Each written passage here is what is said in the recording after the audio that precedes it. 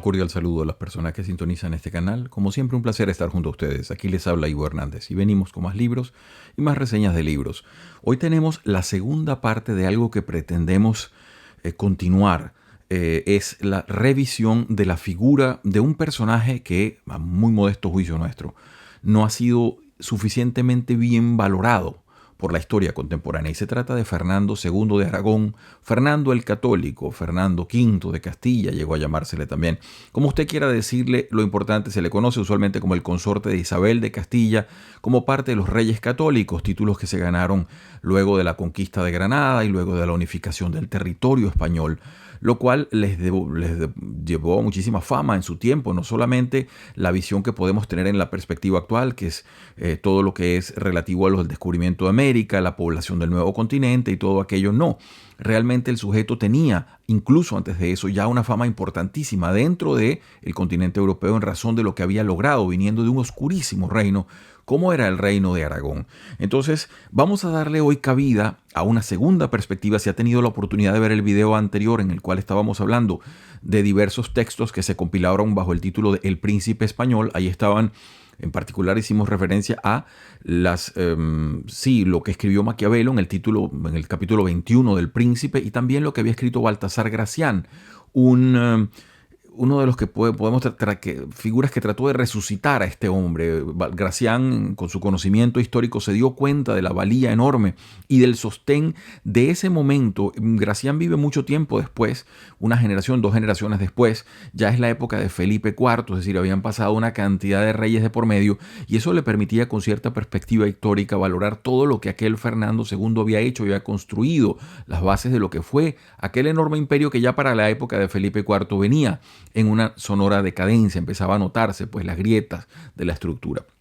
Entonces estábamos estudiando eso. También hicimos acotación a una carta de Maquiavelo en abril de 1513 a un compadre suyo, Francesco Vettori, donde él hablaba sobre el rey y daba esa aguda perspectiva clásica en Maquiavelo para describir a los personajes en su accionar político. Maquiavelo, pues un analista consumado en materia de los avances y derroteros de la política, sobre todo la política internacional, y él describía a este Fernando II como un sujeto que no era particularmente inteligente, sino muy astuto y además una persona con mucha fortuna. Por eso le dedica un capítulo en El Príncipe, porque lo describe como un tipo de persona en términos políticos, queremos decir, y alguien que avanzaba permanentemente y lograba abrir una cantidad de compuertas sobre distintos temas, haciendo que todo el mundo se enfocara en ellos y no tuviesen la atención para criticarle a él. Son más o menos las palabras de Maquiavelo. Si le interesa esa reseña, le recomiendo que la busque para que vean más detalle. Hoy tenemos una segunda parte y es una perspectiva sumamente interesante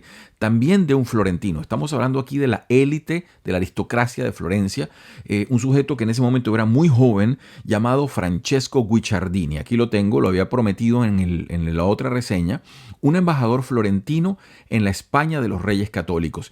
Aquí hay 3 textos, nos vamos a enfocar particularmente en 2 de ellos, y esto por razones apropiadas al tema que nos convoca, cuál es la figura de Fernando II de Aragón o Fernando el Católico. Fíjense ustedes. Vamos a entrar primero al tema de Guicciardini. ¿Quién es ese sujeto? Guicciardini nace en 1483. Como les digo, él es parte de una aristocracia fiorentina notoria. Él es un sujeto que su padrino es Marcello Ficino. Punto y pie de página allí. Nunca debemos olvidar, y lo hemos tratado en otras oportunidades cuando hemos hablado de esa Florencia, de esa época del siglo XV a finales, sumamente interesante. La figura de Marcello Ficino es una figura que no se le ha dado quizás toda la importancia que tiene. Es el sujeto que se pone a traducir la obra de Platón al latín. Es un sujeto que además funda una especie de academia en donde él pretende revivir la academia platónica que justamente el cristianismo había derrumbado. Él era sacerdote.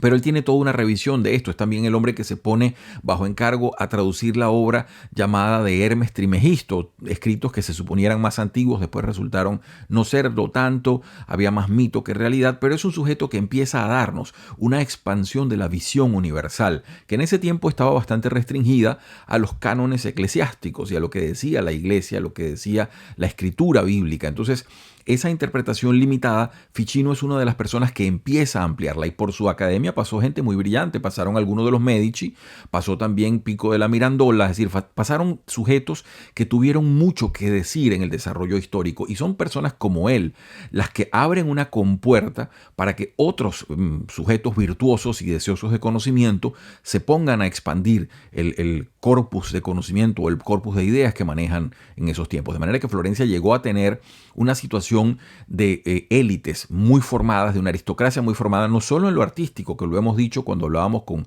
la reseña de, por ejemplo, Vasari y los artistas del Renacimiento, donde muchos de ellos vienen de Florencia, no solamente así, sino también en otros tipos de cosas. Está un sujeto como Maquiavelo, que repetimos, es una élite importantísima, y el propio Guicciardini. Guicciardini nace en el 83, 1483, su padrino es Marcello Ficino, su papá está muy vinculado a esa academia, tiene las mejores esperanzas para este joven. El joven además desde muy pequeño empieza a aliarse con la casa de los Medici. De hecho, él se casa con una mujer que tiene bastantes vinculaciones a esta familia, y cuando los Medici, recuérdense que ellos habían sido desterrados de Florencia con la introducción de la República, toda la impronta que trajo Francia sobre ellos, cuando los Medici vuelven alrededor de 1511, 1512, que Maquiavelo tiene que salir de escena, Guicciardini justamente entra en escena. Está muy joven en ese momento y viene una situación muy curiosa. Se le designa como embajador de Florencia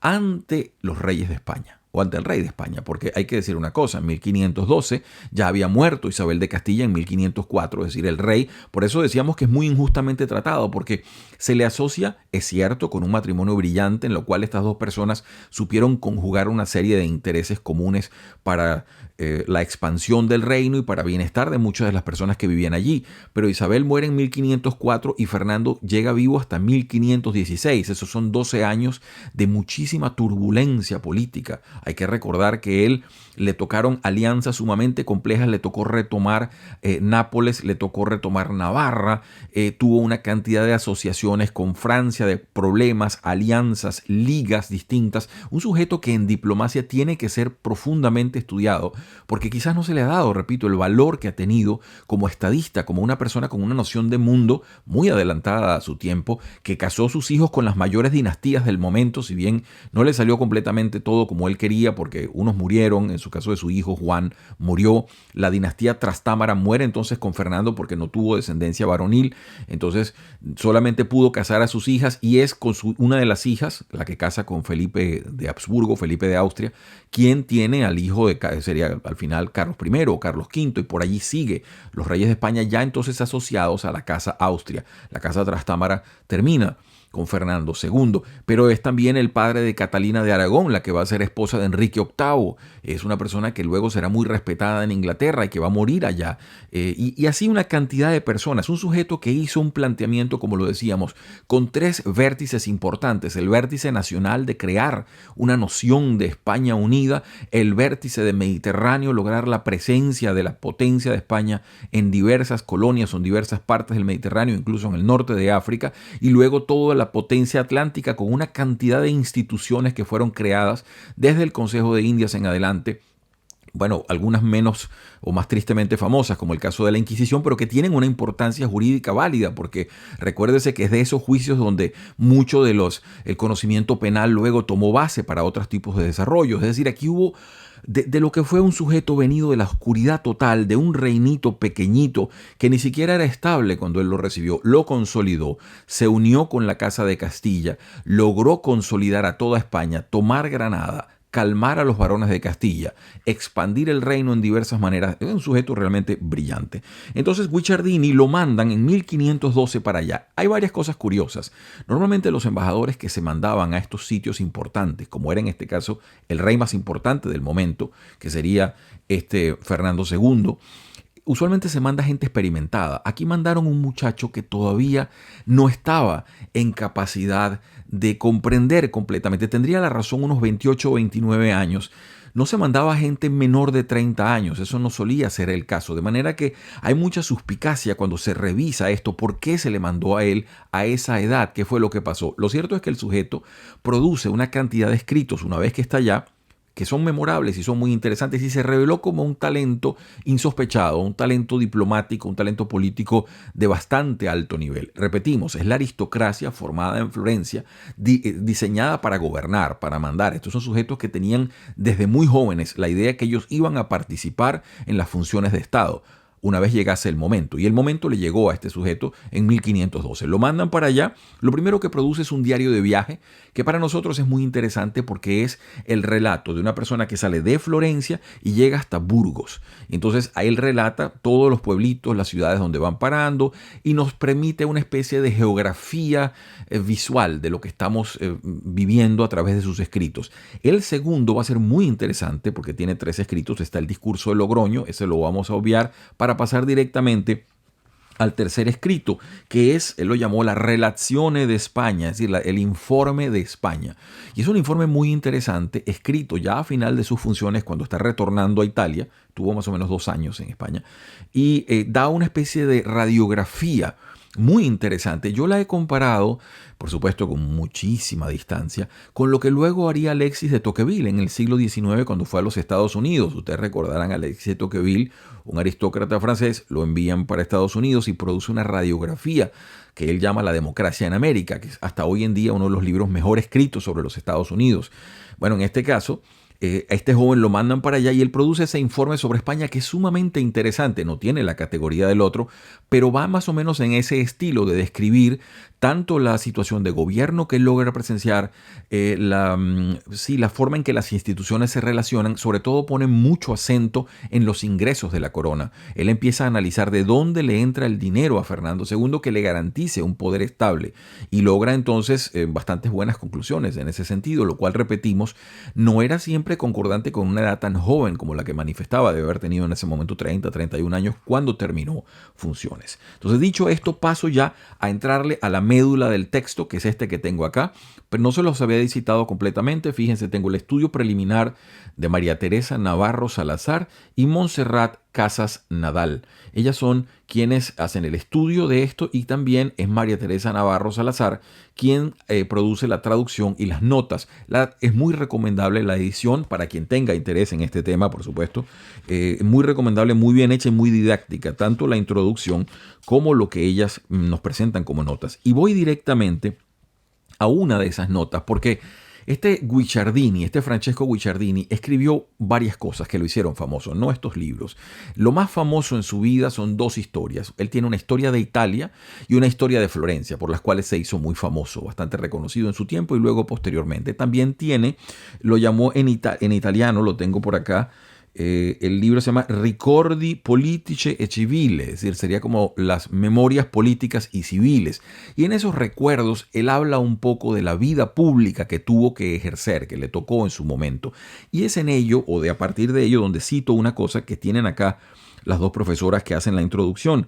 Y dice lo siguiente, fíjense ustedes, voy a buscar la parte donde él...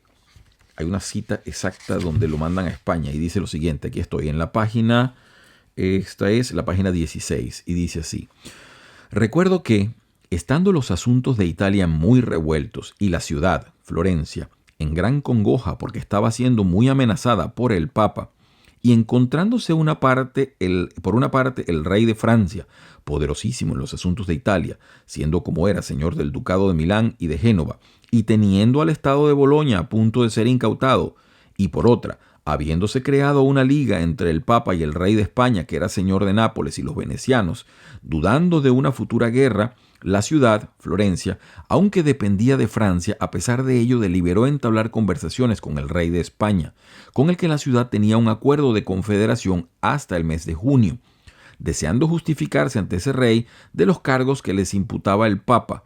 Deliberó entonces mandar a un embajador ante ese rey, habiéndose afrontado la elección varias veces. Al final, el día 17 de octubre de 1511, fui elegido yo. Fíjense ustedes, ahí ven lo dificilísimo de la situación. Italia no existía, existían pues una cantidad de lugares, de ciudades, sí, de reinos, principados pequeños, el papa además, que era una cosa como una especie de veleta, según le tocase el papado a una persona u otra, podíamos ver a los estados del centro de Roma moviéndose en una u otra dirección, en este caso una alianza con España contra Francia, España y Francia luchando en ese territorio que luego España lograría, y esa es una de las otras grandes maniobras de Fernando II, lograría imponerse y sacar a los franceses completamente. Y allí hay una persona que se las dejo solamente como memoria, esperamos poderla tratar en otro momento, que es uno de los fundadores de los tercios españoles, del ejército profesional de infantería español, que se llamaba Gonzalo Fernández de Córdoba, un sujeto que nosotros lo habíamos nombrado y relacionado con la toma de Granada, y que tenía una formación militar bastante extensa y logró probar su valía también en la península itálica. Volviendo al tema, vemos por las palabras de Guicciardini que la situación estaba sumamente caldeada y difícil. Y la ciudad de Florencia, que era completamente autónoma, estaba aliada con Francia, pero decide entonces enviar a una persona a hablar con el rey de España, a entablar conocimiento y a que le mande informes, sobre todo también seguro de inteligencia, para saber cómo estaban las capacidades militares de España o cómo estaba visto la situación de Florencia dentro del reinado de España. Todo eso mandan a este joven. Como él dice, fui elegido yo 1511. Si vemos bien, el sujeto había nacido en 1483, de manera que tendría entonces a la sazón 28, quizás 29 años cumplidos, y lo mandan para allá. Sigo adelante entonces con el tema que nos convoca, cuáles son estas memorias de este personaje. Voy a ponerles un pedacito del el primer escrito, que son ese diario del viaje a España. Esto es muy poco después de que lo han nombrado. El sujeto, bueno, hace sus maletas, seguramente prepara pues los caballos, lo que van a llevar, y empieza a recorrer muy lentamente todo lo que es el periplo. Imagínense ustedes, usted tiene la bota italiana, tiene a Florencia allí, empieza a subir para irse por un costadito hacia el oeste, pasa por Francia, luego entra a España y ahí va entrando. Primero tiene que pasar por Cataluña, luego se dirige hacia Burgos. Fíjense ustedes lo que él dice, y esto me llamó la atención en el caso de Barcelona. Estoy en la página 31 del diario de viaje y dice así: el día 7, desde La Roca, llegamos a Barcelona, que dista 4 leguas, donde nos quedamos un día para verla. La ciudad está sobre la llanura situada sobre el mar, y es un sitio muy apto para el comercio, que no florece ahora como en el pasado, de modo que la ciudad no posee las riquezas que solía tener, máxime estando como está la corte en Castilla. Es una ciudad bonita, grande y bien poblada. No se ven edificios particulares ni muy notables, ni excelentes, pero en general las casas son bonitas y son bonitas en cualquier lugar de la ciudad. Bastante interesante esa reflexión. Ahora, así como dice eso, nos dice otra parte interesante. Sigo más en el texto. Entre otras cosas notables, se conservan en esta ciudad la espada y el cetro del rey Martín, que fue el último rey catalán. Las calles están limpias y empedradas a la usanza de Florencia. Hay un enorme hospital donde atienden a muchos enfermos en bonitas y adornadas habitaciones, y por lo que pude ver me parecieron bien cuidados. En el mismo hospital se alimenta a los niños abandonados en el torno, e incluso están los locos, que se llaman orates y que suponen un gran gasto. Siempre muy preocupado Guicciardini, siempre buscándole la razón o la solución económica o financiera a los temas para tratar de explicárselos de una manera u otra. Ahí hace una relación del viaje, de todo lo que les va pasando, incluso hasta de las comidas. El sujeto se da cuenta dónde le sirven mejor, dónde le sirven peor, etcétera, etcétera. Hay partes muy interesantes en donde habla del país. Por ejemplo, hay un bosquejo breve sobre lo que sería el famoso dacio, en los impuestos de los caballos para poder transitar por Castilla. Eso le llamó la atención y los pararon como una especie de alcabala, y entonces tiene que declarar cuántas bestias llevaba y pagar impuestos por ella. Les digo lo siguiente: habiendo salido el día 19 de Tudela, estoy en la página 41, y habiendo cabalgado 2 leguas por el estado de Navarra, llegamos a comer a Alfaro, a 2 leguas de la frontera con Castilla. Es lugar que vale poco, y aquí se paga el dacio de los caballos, donde todo el que entra en el reino de Castilla está obligado a manifestar los rasgos de estos al que cobra los diezmos, que los inscribe con pelos y señales. Y hay que prometer, o bien jurando, o bien dando datos seguros, que no se sacarán de Castilla por ninguna vía. Si se venden en el reino, hay que pagar el diezmo. Si se sacan por otro lugar, hay que pagar determinado dacio. Entonces ustedes ven cómo ya había pues una noción territorial de esa Castilla que él está viendo sobre, por ejemplo, el ganado caballar. Es muy interesante eso. Bueno, dejando esa parte de lado que tiene enorme referencia e importancia geográfica, sobre todo para quien quiera ver una diapositiva de esos lugares de España de hace más o menos 500 años, paso directamente al informe sobre España que me parece que tiene todo el valor importante. Él empieza, por supuesto, con una noción o con una descripción histórica de España. Está haciendo una relación diplomática completa, un informe. Y dice así, estoy en la página 123. Dice, los romanos la dividieron en dos partes, citerior y ulterior. La citerior entre el Ebro y los Pirineos, la ulterior desde el Ebro hasta el mar. División que se hizo de ese modo no para que fueran iguales, porque no repartían de otra manera un rico patrimonio entre un hermano legítimo y un bastardo, sino porque ellos conocieron antes la parte citerior y durante algunos años el Ebro fue frontera de su imperio. Dice así, ¿no? Actualmente está dividida en 3 reinos principales, no tanto porque las partes sean iguales, sino porque tienen distintos reyes. Aragón, bajo el que se incluye Cataluña y Valencia, es de donde es hoy rey don Fernando de Aragón. Castilla, entiéndase, el resto de España hasta el mar y la frontera con Portugal, dentro de las que se incluyen Galicia, Vizcaya, Andalucía y Granada, actualmente regida por la reina Doña Juana, hija del susodicho rey Fernando y de la reina Doña Isabel, y exceptuando un pequeño rincón que va desde los montes Pirineos hasta el Ebro, que se llama Navarra y tiene su propio rey. Eso lo conquistaría luego también Fernando II, todavía no era el caso. La tercera parte la forma Portugal, que hace frontera con esos reinos de Castilla y con el océano, regida por el rey Don Manuel, pequeña nación que es conocida por el gran comercio de mercaderes que tiene Lisboa y por el trecho de Calicut, está hablando de Calcuta en India, y de otros lugares recién descubiertos, más que por otras razones. Ahí ven ustedes una muy buena descripción histórica sobre todo y geográfica de la situación que le está tocando vivir. Esa provincia de Granada luego sería anexada a Aragón y como vemos en el caso de Juana se ve que le está escribiendo todavía en la espera porque el testamento de Isabel la Católica de 1504 decía, ya había muerto allí Felipe el Hermoso, Felipe de Habsburgo, entonces decía que el rey Fernando II iba a actuar como gobernador mientras el hijo de esta Juana llegaba a la mayoría de edad, es decir, 20 años, dice Isabel la Católica. Y eso sucede justamente en 1520, que es cuando Carlos I o Carlos V, como lo quiera ver, Carlos I de España o Carlos V para Europa, toma entonces o asume el poder. Ya había muerto su abuelo en 1516. Dice así. La nación, está hablando de España, la nación está poco poblada y son raras las ciudades y castillos que se encuentran entre un gran sitio habitado y otro. No hay ni una sola casa y en efecto cuenta con pocos habitantes. Posee alguna bonita ciudad como Barcelona, Zaragoza, Valencia, Granada y Sevilla, pero son pocas para un reino tan grande y una nación tan extensa y a excepción de alguna principal, las demás se construyen generalmente de adobe. La mayoría son pequeñas, y los edificios son feos y la mayor parte de muchos lugares son de adobe y además están plagadas de barro y fealdad. Es una nación fértil y abundante porque recolecta más cereales de los que necesita para su consumo. Igual sucede con el vino, que ellos envían en barcos hacia Flandes e Inglaterra. Todos los años se exporta del reino gran cantidad de aceite hacia los lugares ya indicados y hacia Alejandría. Empieza una relación económica que luego va a acentuar en materia financiera. Y aquí se permite él entonces también algunas reflexiones antropológicas o sociológicas, como las quiera ver, sobre las personas que ha ido conociendo luego de los 2 años de estadía, porque este informe lo redacta ya cuando se está retirando de España y vuelve a Florencia. Él tendría una vida bastante más larga. Él, como les decíamos, nació en 1483 y viviría hasta 1540.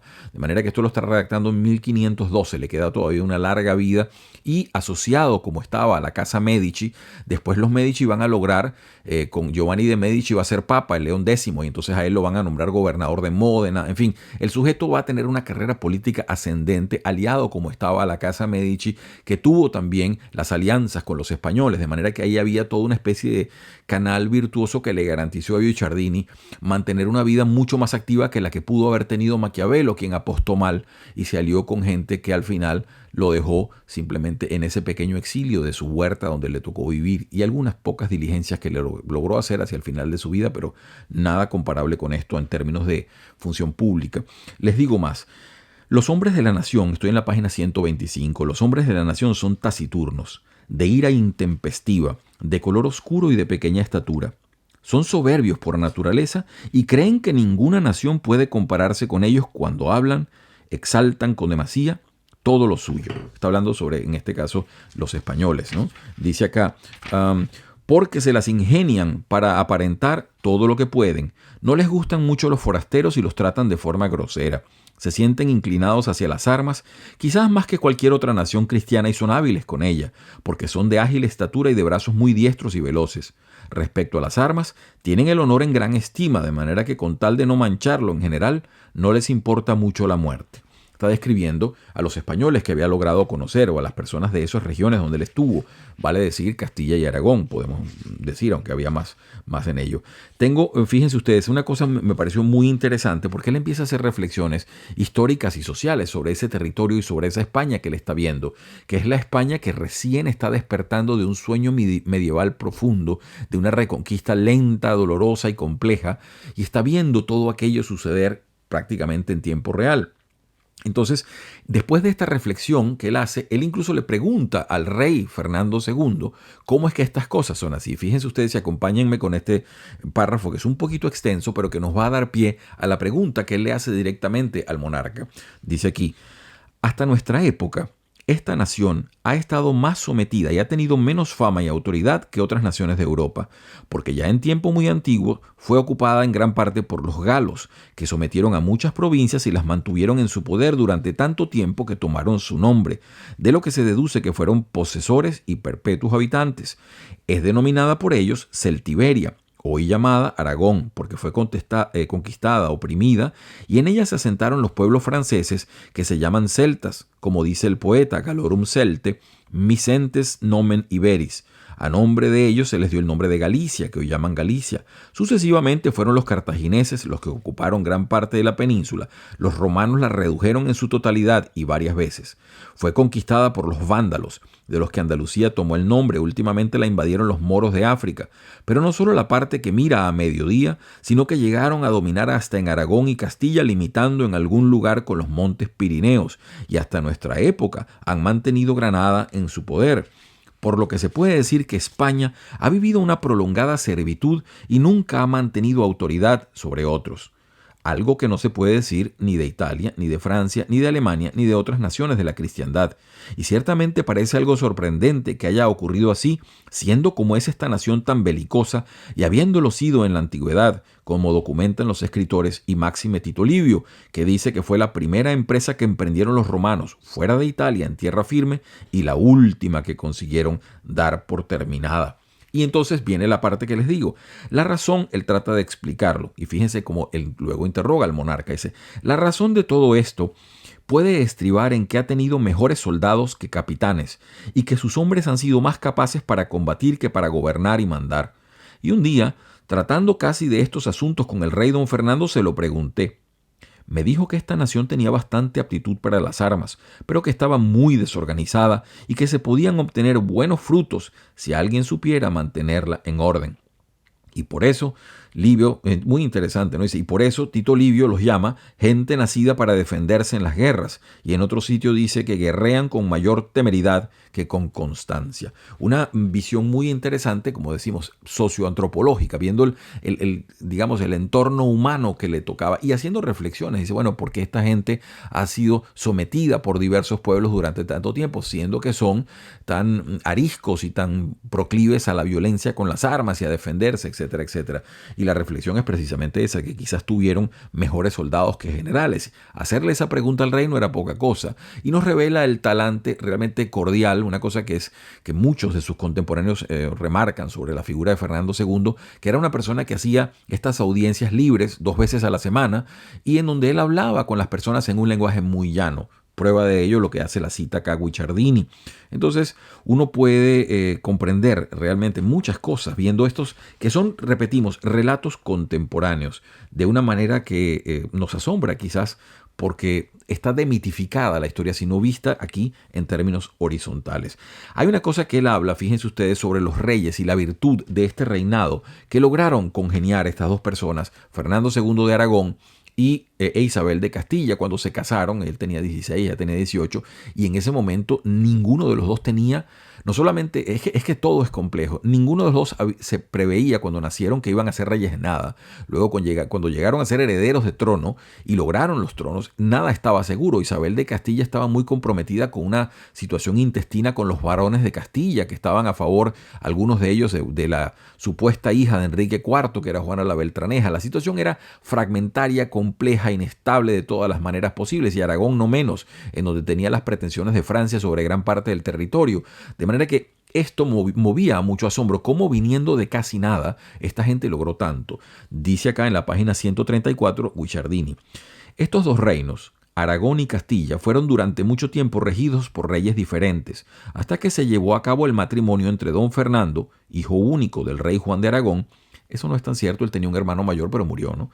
Y doña Isabel, hija del rey Juan de Castilla, la cual por la muerte del rey don Enrique, su hermano, heredó el reino de Castilla. Recuérdese, este don Enrique, un sujeto de probable mediocridad, según los historiadores, que además aparentemente no podía tener herederos, pues era impotente, y que después apareció teniendo una hija, que además la gente en el pueblo, en el vulgo, la llamaba Juana la Beltraneja, porque decía que no era hija de él, sino de un sujeto llamado Beltrán. Lo cierto es que él, dice, este matrimonio fue muy afortunado porque se unieron, además de varios reinos, una mujer muy singular con un príncipe muy prudente, y estuvieron de acuerdo que los reinos de Castilla fueran dote del rey Fernando por pertenecer a la misma estirpe y compartir tanta sangre que, según es costumbre en otros muchos reinos, los varones precedían en la herencia a las mujeres, por lo que ese reino hubiese sido herencia suya. Eso es más o menos cierto. Ellos realmente gobernaron como dos situaciones aparte.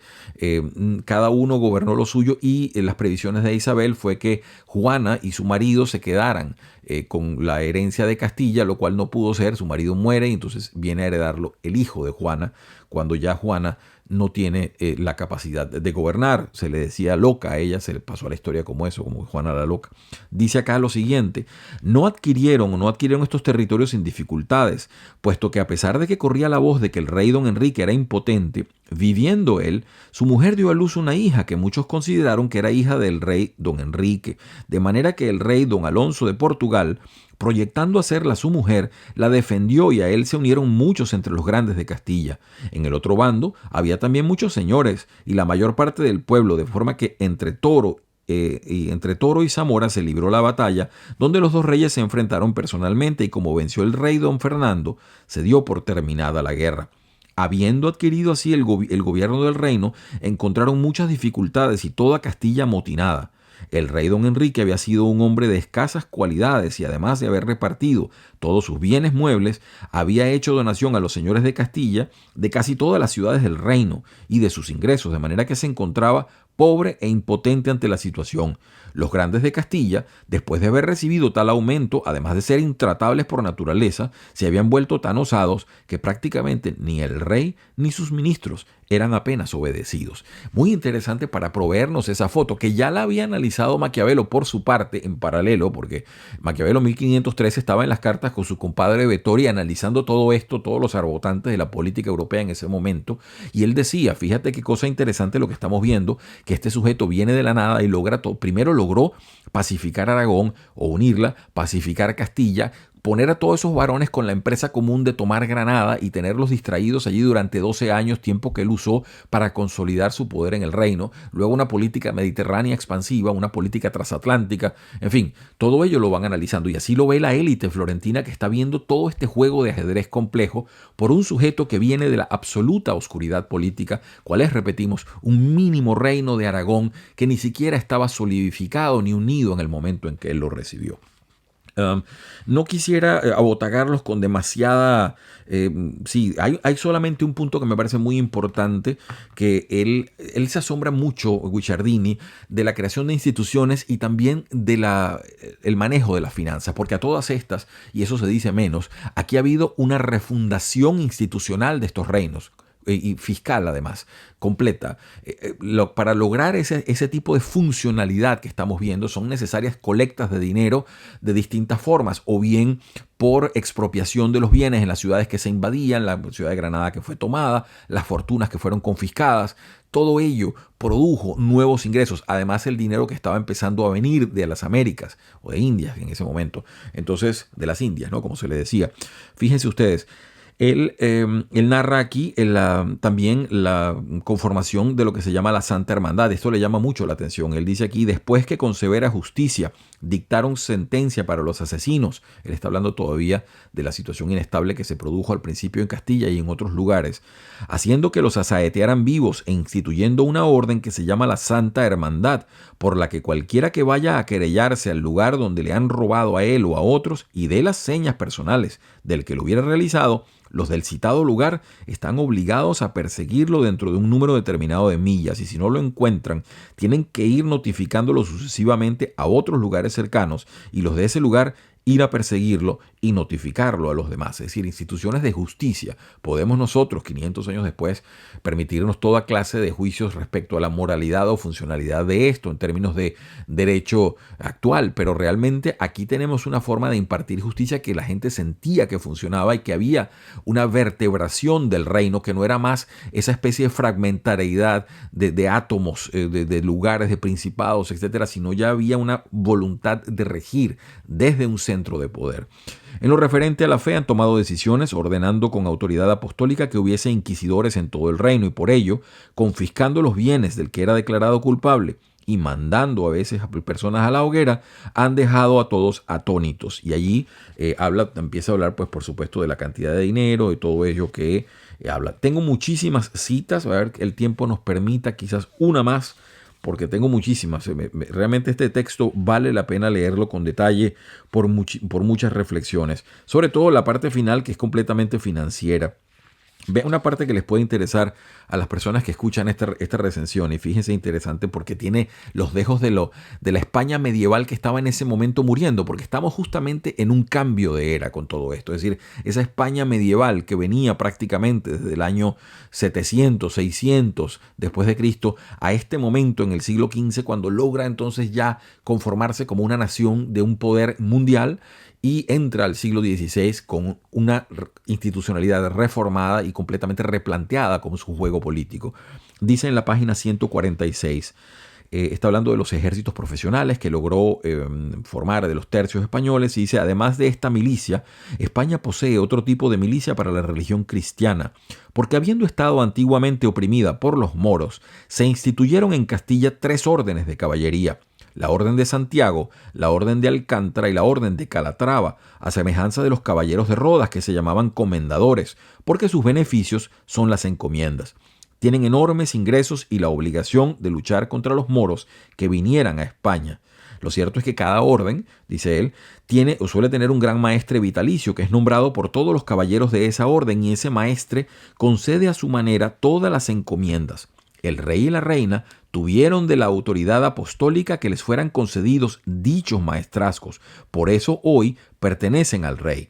Lo hicieron no solo por los ingresos, ya que los 3 maestrazgos le pasan cada año más de 120.000 ducados, sino también para poder distribuir las encomiendas a su manera entre sus protegidos y favoritos. Y ahí vemos cómo estas órdenes medievales, que tienen una data muy anterior a todo lo que está pasando, y que algunas de ellas incluso tienen vinculaciones con épocas de las cruzadas o con épocas de la guerra de la reconquista, etcétera, etcétera, van a tener entonces, en el caso español, un control por parte de la monarquía que se apropia de ello y empieza entonces a nombrar los maestres de esas órdenes.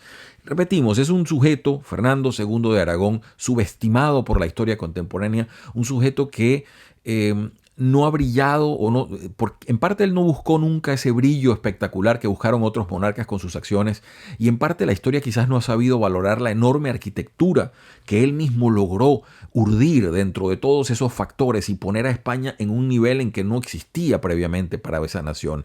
Tanto así, nosotros hacíamos la acotación en el otro video, que se comentaba siempre que Felipe II, su bisnieto ya de la Casa Habsburgo, porque el último trastámara es Fernando II, luego viene Carlos V, y entonces sería, perdonen ustedes, sería, sí, porque Carlos V era su nieto, su bisnieto, porque era Felipe II.